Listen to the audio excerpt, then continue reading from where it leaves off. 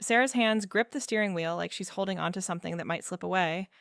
We're 3 days into this cross country trip, and I can't stop watching the way her jaw tightens when she thinks I'm not looking. The highway stretches endless ahead of us, all dust and heat, shimmer, and I'm drowning in the silence between what we say and what we don't. So, she says, eyes fixed on the road, you seeing anyone back home? My stomach drops. This is the question I've been dreading since we left Kansas. The one that forces me to choose between lying to my best friend or telling a truth that could destroy everything we've built over 10 years. Sarah Mitchell was the kind of girl mothers pointed to in grocery store aisles. Perfect posture, Sunday dresses, the sort of smile that made church ladies nod approvingly. We met in high school when she transferred from 2 towns over, and somehow this small town princess decided the quiet girl who read too much was worth befriending. She had this way of making you feel chosen, not special exactly, but seen, like when she'd save me a seat at lunch or remember I hated pickles on my burger. Small things that felt huge when you'd spent most of your life invisible. College was when everything shifted for me. Sarah went to the state school an hour from home, close enough for Sunday dinners and family expectations. I went further, to a place where nobody knew my name or my family's history, where I could breathe different air and figure out who I was when nobody was watching. That's where I met Elena. She had dark hair that caught sunlight and a laugh that made my chest tight in ways I didn't understand. She kissed me at a party sophomore year, tasting like cheap wine and possibilities. And suddenly, everything I'd been feeling about Sarah for years made terrible, perfect sense. I'd been in love with my best friend since I was 17. I just hadn't known what to call it. Sarah, meanwhile, dated exactly the kind of men her family approved of. Clean-cut boys with good jobs and church attendance records. She'd call me after dates, voice flat, describing dinner conversations that sounded like job interviews. He's nice, she'd always say. Really nice. Nice. That word became a wall between us. Every time she said it, I heard what she wasn't saying. That nice wasn't enough, that something was missing. But I never asked what. The road trip invitation came 3 weeks ago. Sarah had just broken up with David, the latest in a long line of nice Christian boys. This one had lasted 8 months, long enough for people to start asking about rings and wedding dates, long enough for Sarah's mother to start planning hypothetical grandchildren. I need to get away, she said when she called. Her voice sounded hollow, like she was speaking from the bottom of a well. Just drive somewhere. Think. You want to come? I should have said no. Should have made up some excuse about work or money or anything that would keep me from spending 3 weeks alone with her, because I knew what would happen. I knew I'd spend every mile falling deeper into feelings I could never voice.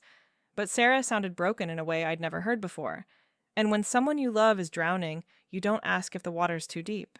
You just jump. The planning took weeks. Maps spread across my kitchen table, highlighting routes through states I'd never seen. Sarah wanted to avoid interstates, stick to back roads and small towns. I want to see America, she said. The real America, not just the parts they show in movies.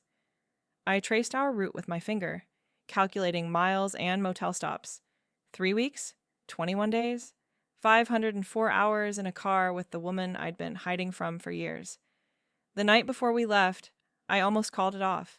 Sat on my couch with my phone in my hands, Sarah's number pulled up, ready to lie about food poisoning or family emergencies, anything to avoid the inevitable moment when she'd realize what I'd been carrying all these years. But then I thought about her voice on the phone. How small she'd sounded. How lost.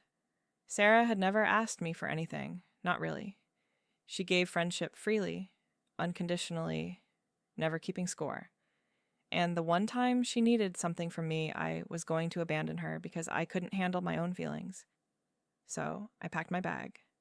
Threw in clothes for 3 weeks and a heart full of secrets I swore I'd keep buried. The morning we left, Sarah picked me up in her father's old Chevy, windows down, hair pulled back, wearing a sundress that made her look like something from a different decade. She smiled when she saw me coming down the front steps, and for a moment, everything felt normal, like we were just two friends heading out on an adventure. But normal was a lie I'd been telling myself for years. And lies, I was learning, had a way of surfacing when you least expected them. Now here we are, 3 days in, and she's asking about my dating life like it's casual conversation. Like the answer won't change everything between us. The first week found its rhythm like water finding level. We'd drive 4 hours, stop for gas and bad coffee, drive 4 more. Sarah liked morning shifts behind the wheel, windows down, classic rock turned up just loud enough to fill the silence. I preferred afternoons, when the light got golden and she'd curl up in the passenger seat with a book she never seemed to actually read. Roadside diners became our churches, places with cracked vinyl booths and waitresses who called everyone honey. Sarah would order the same thing every time, grilled cheese and tomato soup, like she was 8 years old again. I'd watch her tear the sandwich into perfect squares, methodical and careful, and wonder what other parts of her life she tried to control that way. The motels were harder, not because of the shared rooms, we'd done that plenty of times before, but because of the way Sarah would emerge from the bathroom in oversized t-shirts and cotton shorts, hair damp from the shower, looking more like herself than she ever did during the day. Like the careful composure she wore in public was just another piece of clothing she could shed behind closed doors. The first night, she chose the bed by the window. I took the one by the bathroom, listening to her breathe in the darkness and trying not to think about the 3 feet of space between us. But by the third night, she was climbing into my bed without asking, claiming the air conditioning worked better on my side of the room. I didn't argue. Couldn't argue. Not when she curled up next to me like it was the most natural thing in the world, her back pressed against my side, one arm flung across my waist in sleep. She started talking more as the miles accumulated. Not about anything important at first. Just observations about the landscape. Stories about people we'd known in high school. Complaints about the radio stations fading in and out as we crossed state lines. But underneath the casual chatter, something was shifting. Like she was testing the waters, seeing how much truth the space between us could hold. I used to think I'd be married by now, she said somewhere outside Topeka, staring at farmland that stretched to the horizon. Had it all planned out. Wedding at 24, first baby by 26, white picket fence and Sunday dinners with the whole family. I kept my eyes on the road. Plans change. Do they? Or do we just realize we were planning someone else's life? That stopped me. Sarah never talked like that. Never questioned the path that had been laid out for her since birth. But here she was, 3 days away from everything familiar, and the careful walls she'd built were starting to crack. The touches started small. Her hand on my shoulder when she leaned over to adjust the radio. Fingers brushing mine when she passed me coffee. The way she'd grab my arm when something made her laugh, like she needed the physical connection to ground the moment. I told myself it didn't mean anything. Sarah had always been affectionate with friends, but there was something different about these touches. They lingered longer than they needed to. Her eyes would meet mine afterward, searching for something I was afraid to name. By day 5, I started noticing things I'd trained myself to ignore. The way she looked at couples in restaurants, not with envy, but with confusion. Like she was watching a foreign film without subtitles. The way she'd go quiet when love songs came on the radio, staring out the window with an expression I couldn't read. And then there was the way she looked at me, catching my reflection in the passenger side mirror when she thought I wasn't paying attention, studying my face while I drove, like she was seeing me for the first time. The breaking point came on day 6. We'd stopped for the night at a motel outside Denver. Nothing fancy, but clean. Sarah had been quiet all afternoon, picking at her dinner, responding to my attempts at conversation with one-word answers. I found her sitting on the bed, still fully dressed at midnight, staring at her phone like it held the answers to questions she was afraid to ask. "You okay?" I asked, settling beside her carefully. She looked up, and her eyes were bright with unshed tears. "David called today." My stomach clenched. What did he want? To get back together. Said he'd been thinking about our future, about the kind of life we could build together. She laughed, but it sounded broken. He had it all figured out. The house, the timeline, the number of kids we'd have, like I was just a variable in an equation he'd already solved. I didn't know what to say to that. Didn't trust my voice not to give me away. I should want that, she whispered. I should be happy someone wants to build a life with me. So why do I feel like I'm suffocating? She started crying then, quiet tears that she tried to hide behind her hands. And I did the only thing I could do. I pulled her against me, let her cry into my shoulder while my own heart broke for reasons I couldn't explain. She never did tell me why she was really crying, but I held her until she fell asleep, and for the first time, I wondered if maybe we were both running from the same thing. Nebraska hit us like a wall of heat and endless sky. We'd been driving for hours through cornfields that stretched beyond the horizon, the landscape so flat and unchanging it felt like we were stuck in a loop. Sarah had been quiet since we crossed the state line, her hands gripping the steering wheel with a tension that made my chest tight. The truck stop appeared like a mirage, one of those massive places that sold everything from motor oil to dream catchers. Sarah pulled in without warning, tires crunching on gravel as she parked far from the building under the shade of a billboard advertising Jesus and discount cigarettes. She turned off the engine and sat there, staring through the windshield at nothing. The silence stretched between us, heavy and suffocating. I could hear the tick of the cooling engine, the distant hum of 18-wheelers, the sound of my own heart beating too fast. I can't do this anymore, she said finally, her voice so quiet I almost missed it. Do what? She turned to look at me then, and I saw something in her eyes I'd never seen before. Not sadness exactly, but something deeper. Desperation, maybe. Like she was drowning in plain sight. Pretend, she whispered. I can't keep pretending everything's fine when it's not. When I'm not. The parking lot shimmered with heat waves. A family walked past our car, kids arguing over gas station candy, their voices fading as they disappeared into the building. Normal people living normal lives, while Sarah sat beside me, coming apart at the seams. What do you mean? I asked, though part of me already knew. Had been, waiting for this moment since we left Kansas. She laughed, but it came out cracked and bitter. I mean, I've spent 28 years trying to be the person everyone expects me to be. The good daughter, the perfect girlfriend, the woman who wants what she's supposed to want. And I'm tired.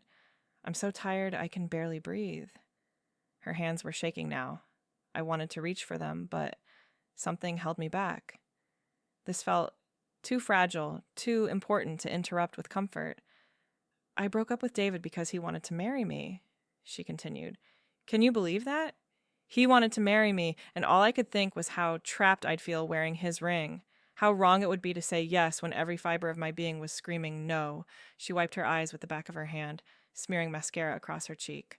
My mother called me selfish, said I was throwing away a good man because I was afraid of commitment.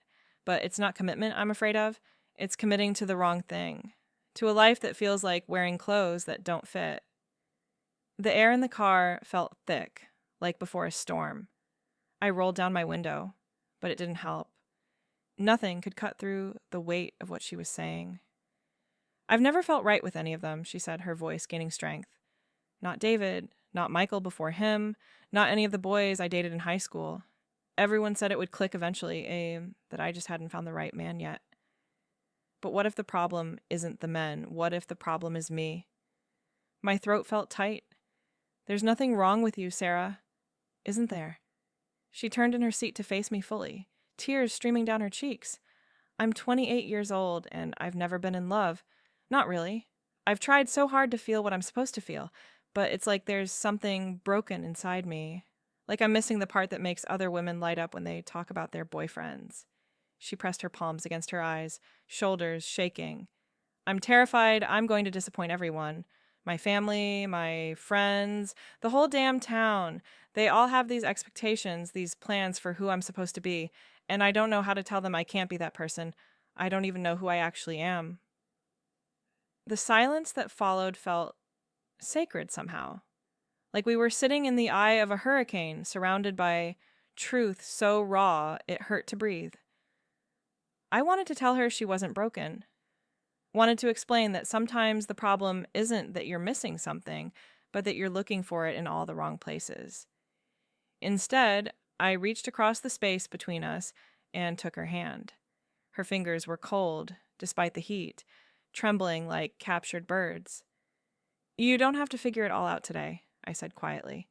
And you don't owe anyone an explanation for who you are or what you want. Not your family, not David, not the whole damn town. She squeezed my hand, holding on like I was the only solid thing in a world that had shifted beneath her feet. I'm scared, she whispered. I know, I said, but you're not alone. And in that moment, something changed between us. Not romantic, not yet, but deeper than friendship. Like we'd crossed into territory where pretending was no longer possible, where truth was the only currency that mattered. Arizona nights have a different kind of quiet. We'd found a campground outside Sedona, nothing fancy, just a patch of desert with fire rings and a view of red rocks that glowed like embers against the darkening sky. Sarah had been different since Nebraska. Quieter, but not in the heavy way she'd been before. More like she was listening to something the rest of us couldn't hear. We set up camp as the sun dropped behind the mountains, painting everything in shades of gold and rust. Sarah moved with purpose now, no longer the careful, measured movements of someone afraid to take up space. She'd bought firewood from the camp store and had a blaze going before I'd even finished unrolling my sleeping bag. I used to think the sky was bigger in Kansas, she said, settling onto a folding chair beside the fire. But this makes everything else feel small. I looked up at the stars beginning to emerge, scattered across the darkness like salt spilled on black cloth. Out here, with no city lights to compete, the night sky felt infinite. Like we were sitting at the edge of the universe, small and significant, all at once. Can I ask you something? Sarah's voice cut through the crackle of burning wood. My stomach tightened. We'd been dancing around bigger conversations for days now, ever since her breakdown at the truck stop. I knew this moment was coming, but that didn't make it easier. Of course, she stared into the fire, flames reflecting in her eyes. When did you know? About yourself, I mean. When did you realize you were different? The question hung between us like smoke.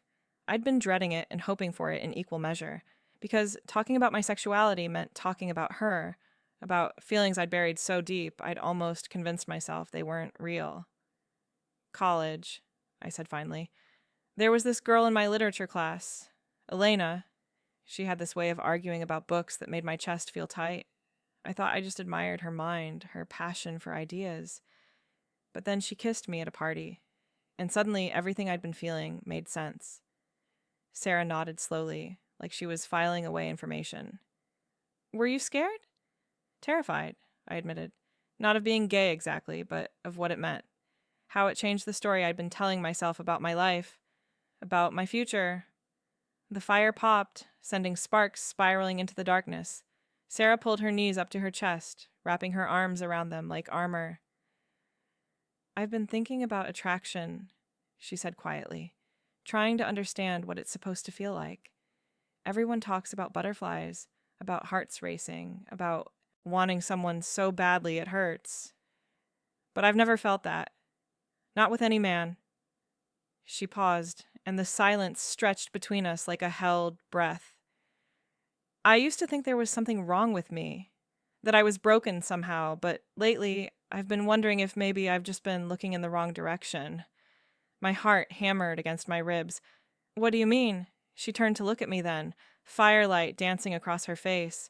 I mean, I've spent so many years trying to force feelings that wouldn't come, trying to make myself want what everyone said I should want. But what if the problem wasn't that I couldn't feel attraction? What if I was just feeling it for the wrong people? The desert air felt thin, like we were sitting at altitude. I struggled to find words that wouldn't give too much away, wouldn't cross lines I wasn't sure she was ready for. Attraction isn't always obvious, I said carefully. Sometimes it disguises itself as other things. Admiration, friendship, the feeling that someone just fits in a way you can't explain. Yes, she whispered, and the word carried weight I wasn't prepared for. Exactly like that. We sat in silence for a moment, both staring into the fire. The night sounds of the desert surrounded us. The distant call of a coyote, the rustle of something small moving through brush, the soft sigh of wind across stone. I think about women differently than I think about men, Sarah said suddenly, the words tumbling out like she'd been holding them back for years. When I see a beautiful woman, it's not just aesthetic appreciation. It's more, deeper. Like, I want to know what her laugh sounds like, what her hands feel like, what it would be like to wake up next to her. She looked at me again, eyes wide and vulnerable. Is that what attraction feels like? That wanting to know someone from the inside out? My throat felt tight. It can be. I've never felt that about a man. Not once. But women. She trailed off, shaking her head. I thought everyone felt that way about women. I thought it was normal to notice how graceful they are, how soft they look. I thought men just didn't inspire that kind of appreciation. She stood abruptly, pacing to the edge of our campsite where the firelight faded into darkness. God, I'm so stupid. How did I not see it? You're not stupid, I said, standing too. You're just figuring it out. There's no timeline for understanding yourself. She turned back to me, and in the flickering light, I saw something new in her expression. Not just realization, but recognition. Like she was seeing me clearly for the first time. You've been so patient with me, she said softly. All these years, watching me struggle with relationships that never felt right. You must have known on some level. I opened my mouth to deny it, to deflect, but she stepped closer, close enough that I could see the tears gathering in her eyes. I'm sorry, she whispered. I'm sorry it took me so long to understand. And then she reached for me, her hand cupping my cheek with a tenderness that made my knees weak. For a heartbeat, we stood there in the space between friendship and something else entirely. Her thumb brushed across my skin, and I saw her lean forward, saw her eyes flutter closed. But then voices carried across the campground, other campers returning from a late hike, their laughter breaking the spell. Sarah jerked back like she'd been burned, her hand falling to her side. We should get some sleep, she stammered, already turning away. I watched her retreat to her tent, my cheek still burning from her touch. And as I sat by the dying fire, staring up at the infinite desert sky, I wondered if we'd just crossed a line we could never uncross. The next morning, we packed up camp in careful silence, both of us pretending nothing had happened. But something had shifted in the space between us, something that made the air feel charged with possibility and fear in equal measure. The beach house sat alone on a cliff overlooking the Pacific, salt-weathered shingles and windows that caught the late afternoon light like mirrors. Sarah had found it on some rental app, booked it for 3 nights without asking what I thought. We need somewhere to stop running, she'd said when she showed me the listing. Somewhere with nowhere left to go. She was right. We'd driven ourselves to the edge of the continent, and now there was nothing ahead but ocean and sky. No more roads to disappear down, no more towns to hide in. Just us, and the truth we'd been circling for weeks. The house was simple inside. Weathered wood floors, furniture that looked like it had survived decades of renters, a kitchen window that framed the horizon like a painting. Sarah stood in the living room, arms wrapped around herself, staring out at the water. It's beautiful, I said, dropping my bag by the door. It's terrifying, she replied without turning around. All that space, all that emptiness. I understood what she meant. The desert had felt infinite, but this was different. The ocean didn't just stretch to the horizon. It suggested depths we couldn't see, currents we couldn't predict. It was the kind of beautiful that made you feel small and significant all at once. That first evening, we walked down to the beach as the sun began its descent toward the water. The sand was cold under our bare feet, scattered with driftwood and shells worn smooth by endless waves. Sarah walked ahead of me, her sundress catching in the wind, hair streaming behind her like a flag of surrender. She stopped at the water's edge, letting the foam wash over her toes. I called my mother today, she said when I caught up. My stomach dropped. What did you tell her? That I needed more time, that I wasn't ready to come home yet. She turned to look at me, eyes bright with unshed tears. She said I was being selfish, running away from my responsibilities, from the people who care about me. Are you? She considered this, watching a seagull dive for something in the surf. Maybe. But I think I've been running towards something too. I just didn't know what it was until now. We walked back to the house as darkness fell, the sound of waves following us up the cliff path. Inside, Sarah opened a bottle of wine she'd bought at the last gas station. Cheap stuff with a label that looked like it had been designed by someone's nephew, but it tasted like freedom, like the kind of choices you make when no one's watching. I can't go back, she said suddenly, curled up on the couch with her legs tucked under her.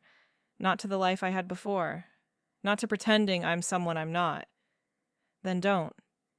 She looked at me like I'd suggested something impossible. It's not that simple. My family, my job, everyone I know, they're all back there, waiting for me to come home and be the person they expect me to be. What if you came home as yourself instead?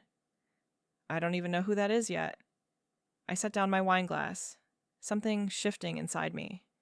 We'd spent weeks dancing around the truth, speaking in metaphors and maybes, but sitting here at the edge of everything, I couldn't hold back anymore. I know who you are, I said quietly. She went still, like a deer sensing movement in the woods. You're the woman who saves the last piece of pie for someone else, who remembers birthdays and sends cards to people who forgot yours.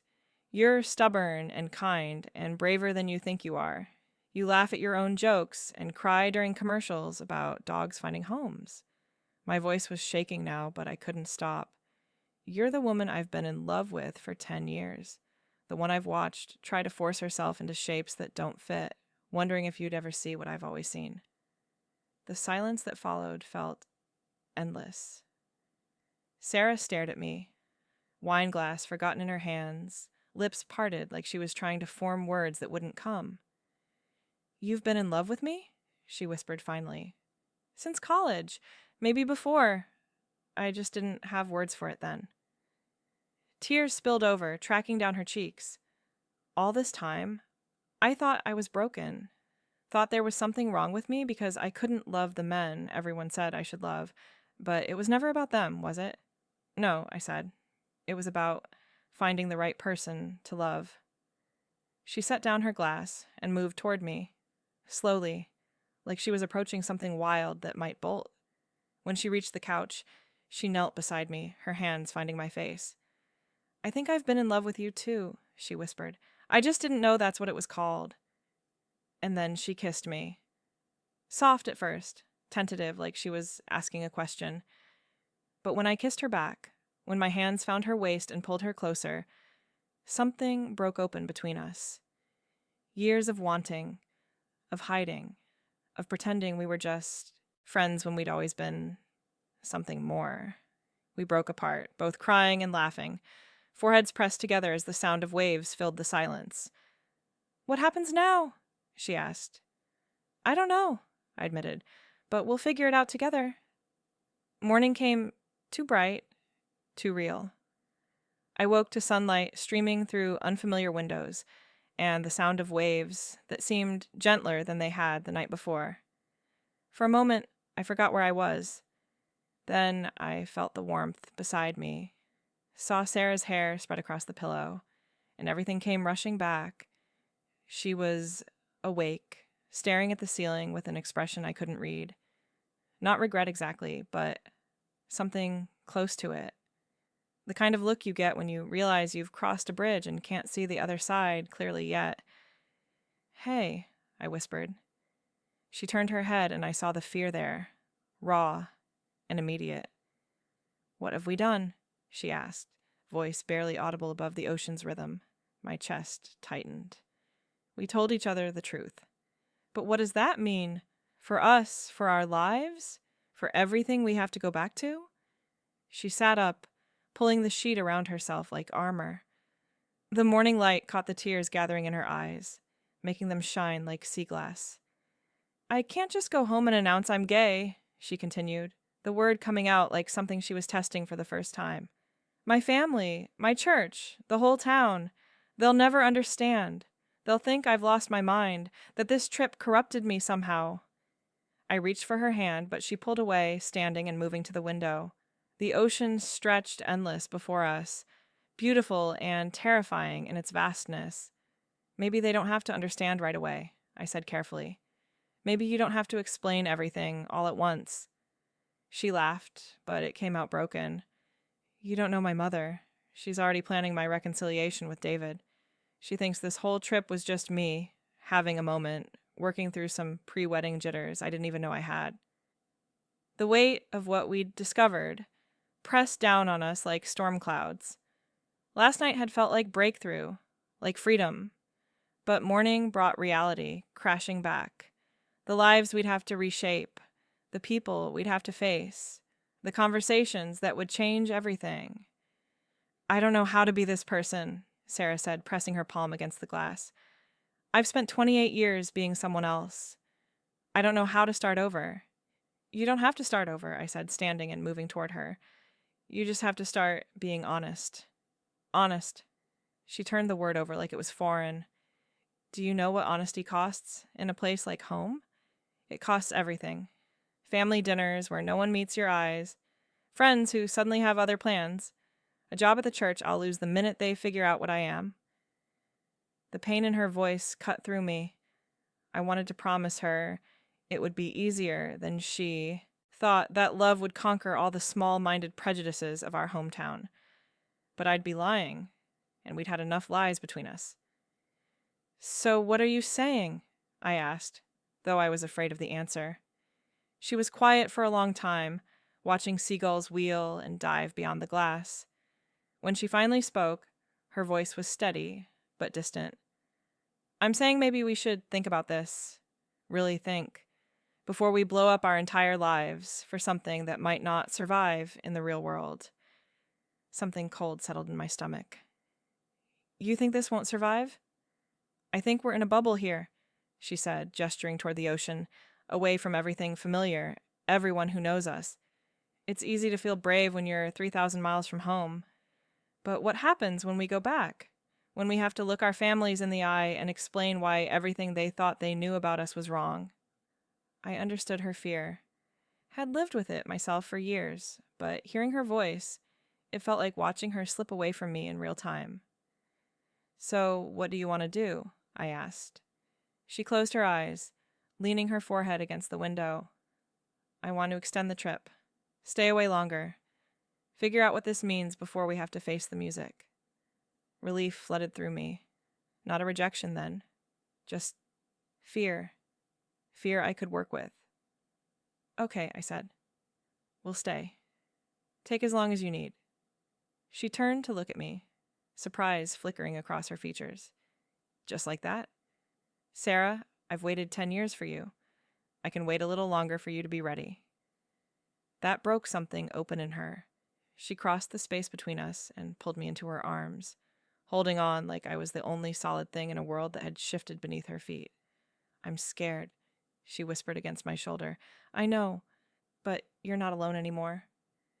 We stood there as the morning light grew stronger, waves crashing against the rocks below.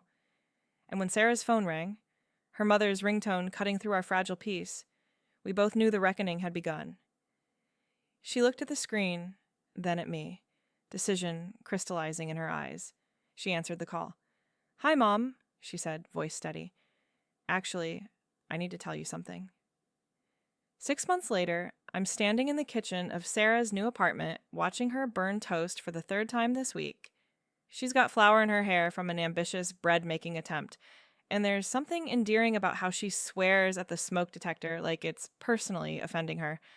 I used to be good at domestic things, she says, waving a dish towel at the ceiling until the beeping stops. Or maybe I just thought I was supposed to be good at them.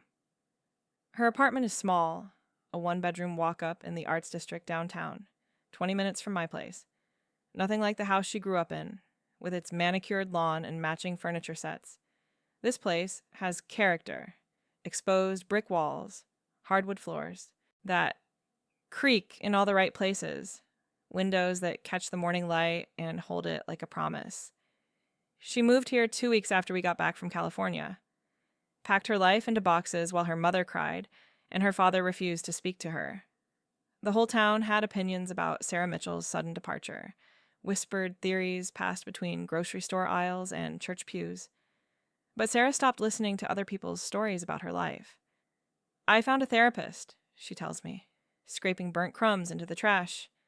Dr. Martinez, she specializes in late life coming out, identity transitions, all the things I never knew I needed help with. The coming out process has been slower than either of us expected. Not a single dramatic announcement, but a series of small revelations, phone calls with college friends who responded with variations of "I wondered" and "good for you," conversations with coworkers who barely blinked, a few family members who surprised us both with their acceptance. Her brother called last week. They talked for 2 hours, mostly about nothing: work, weather, the baseball season. But at the end, he said, "You sound happier, Sarah. Different, but happier." It was the first time anyone from her family had acknowledged the change without making it about their own disappointment. The church was harder. Sarah had grown up in those pews, taught Sunday school, organized potluck dinners and charity drives. When word got out about her lifestyle change, as the pastor delicately put it, she received a letter asking her to take some time to pray and reflect before returning to her volunteer positions. She framed the letter and hung it in her bathroom. "Reminder," she said when I asked why, "of who I don't want to become." But she found a new church across town, one with rainbow flags in the windows and a pastor who talks about love more than judgment. She's been going for a month now, sitting in the back pew like she's testing whether she still fits in sacred spaces. Last Sunday, she raised her hand during the prayer requests and asked for support for families learning to love differently. Her voice only shook a little. Work has been the biggest surprise. Sarah teaches 3rd grade at the elementary school, and when rumors started circulating, she braced for the worst. Instead, her principal called her in for a private conversation that ended with, "Your personal life is your business. Your teaching speaks for itself." 3 parents requested their children be moved to different classrooms. 17 others sent notes of support. Sarah keeps them in a folder marked "Evidence," though she won't say what she's trying to prove. Our relationship has deepened beyond the initial rush of discovery. We've learned each other's rhythms, how Sarah needs coffee before conversation in the morning, how I get quiet when I'm processing emotions. We've had our first real fight about whose turn it was to do laundry, and discovered that making up involves a lot more kissing than either of us expected. She's teaching me to cook, with limited success. I'm teaching her to change her own oil with slightly better results. We're both learning how to be ourselves in a partnership, how to maintain independence while building something together. The hardest part has been her family. Her mother still calls, but the conversations are stilted, careful. They talk around the elephant in the room, discussing weather and work and anything except the fact that Sarah is building a life with a woman. Her father hasn't called at all. But last month, her youngest sister visited, stayed for a weekend, slept on the couch, and asked 100 questions about everything from dating women to finding community to whether Sarah was happy. When she left, she hugged us both and said, "I'm proud of you for choosing yourself." Sarah cried for an hour after that. Good tears, the kind that wash away years of fear about losing everyone who matters. I keep waiting for the other shoe to drop, Sarah tells me now, successfully buttering a piece of toast that only has minimal char marks. For someone to tell me this was all a mistake, that I should go back to the life I had before. And what would you say if they did? She considers this, taking a bite of toast and making a face at the burnt taste. I'd tell them I finally know what home feels like. The road trip saved us both, but not in the way I expected. It didn't give us a perfect love story or an easy path forward. Instead, it gave us the courage to build something real, something worth the struggle. We're planning another road trip. This time, there's no running involved, no secrets buried under careful conversation. Sarah spreads maps across her kitchen table, the same way I used to in my apartment all those months ago, but everything feels different now. "Colorado this time," she says, tracing a route with her finger. "I want to see the mountains. Real mountains, not just pictures." I watch her plan, noting how she marks campgrounds instead of motels, hiking trails instead of just highway stops. She's become someone who seeks adventure rather than escape, Someone who wants to experience the world instead of hide from it. 2 weeks? I ask, leaning over her shoulder to study the route. 3. I requested the time off already. She looks up at me, eyes bright with possibility. Unless you can't get away from work. I'll make it happen. This is what love looks like now. Not the desperate longing I carried for years, or the terrifying revelation of that night in California. It's quieter than that. More solid. Love that shows up in vacation requests and shared grocery lists and the way Sarah automatically makes coffee for 2 every morning. Her mother called yesterday. They're talking more now, though it's still careful territory. Sarah tells me about these conversations afterward, parsing each word for signs of acceptance or rejection. Progress is measured in small increments. A question about my job, a story about a coworker's daughter who's also gay, an invitation to Sunday dinner that includes the phrase, "Bring whoever you want." She's trying, Sarah says when I ask how she feels about this slow reconciliation. It's not perfect, but it's something. I understand the weight of that something, how much it means when people you love make the effort to stretch beyond their comfort zones, to choose relationship over ideology. Sarah's family is learning to love her as she is, not as they expected her to be. It's messy and imperfect, and more valuable than any fairy tale ending. The road trip we took changed us both, but not in ways we could have predicted. It didn't just bring us together, it taught us how to be ourselves, how to stop performing versions of ourselves that never quite fit, how to choose authenticity over approval, even when the cost feels too high to bear. Sarah closes the map and looks at me with an expression I've learned to recognize. It's the look she gets when she's about to say something important, something she's been thinking about for days. "I love you," she says simply. "Not just because you waited for me to figure myself out, but because you helped me remember who I was underneath all the expectations." "You did the same for me," I tell her. "I spent so many years hiding, thinking love was something that happened to other people. You taught me it was something I deserved too." She reaches across the table and takes my hand, thumb brushing across my knuckles in the gesture that's become our signature. Simple, grounding, real. The sun is setting outside her kitchen window, painting everything in shades of gold and amber. Tomorrow, she'll go to work and teach 8-year-olds about fractions and friendship. I'll go to my office and pretend to care about quarterly reports and budget meetings, normal lives lived by people who found each other against all odds. But first, we'll plan this trip, mark routes and research campgrounds, and debate whether to pack the good sleeping bags or the lightweight ones. We'll argue about music playlists and snack distribution and who's driving the first shift. All the beautiful, mundane details of 2 people building a life together. If you've ever felt the quiet truth of finding your person in the most unexpected place, share your story below. Love doesn't always announce itself with fireworks and orchestras. Sometimes it whispers your name on a highway in Nebraska, or holds your hand in a sleeping bag under desert stars. Don't forget to subscribe if you want to keep hearing stories about finding home in another person's heart.